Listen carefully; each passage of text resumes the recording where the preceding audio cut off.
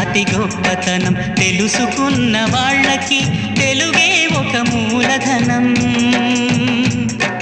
తల్లి తండ్రి నేర్పినట్టి మాతృభాషరా, తెలుగు మరచిపోతే వాళ్ళని నువ్వు మరచినట్టురా, ఇది మరువబోకురా.